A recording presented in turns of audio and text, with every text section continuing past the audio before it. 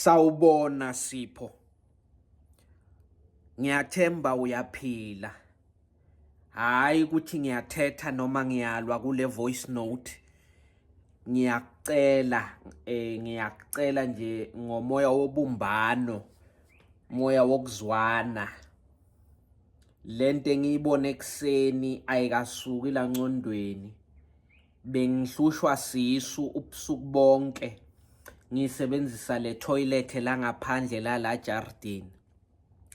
Ngo 4 ekseni ziyela ku 5 namuhla ngikubone ushona uvumbuka ngengubo yomgacambongolo emva kwalama room la Jardine.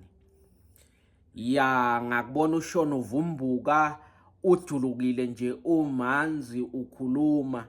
Hawu angithi ngibuka eceleni kwakho kunomlilo nje ovuthayo malangabi ubeke namatshe eceleni abovathe tshu lawo matshe.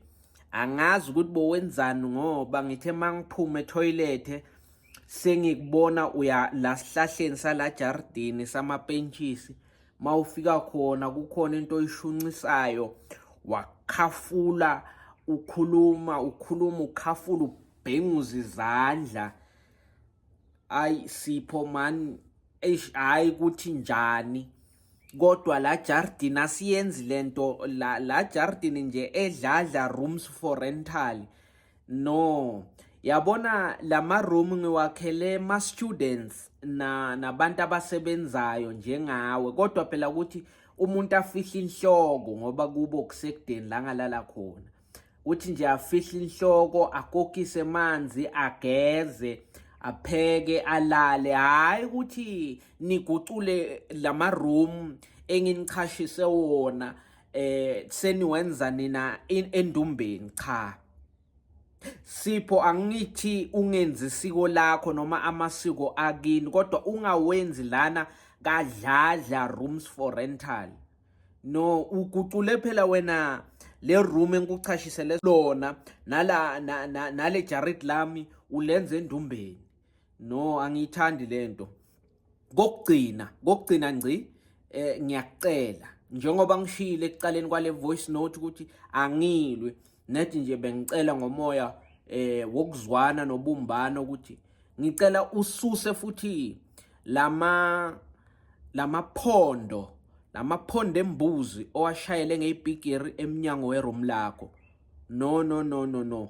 Utraumatize lama students achashela ama roomini ami azawufuna kuhamba. Futhi angeke ngithande ukuthi ungahambe kupheleni kwenyanga. Ngakhumbula mos ngakunika inotice.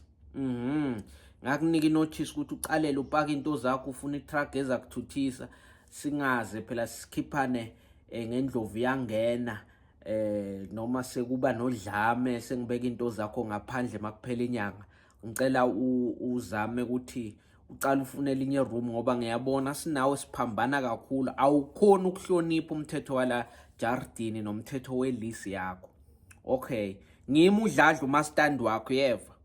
Ngiyabona sola ukangisave, i profile picture yakho angiyiboni, ne data zakho aziveli.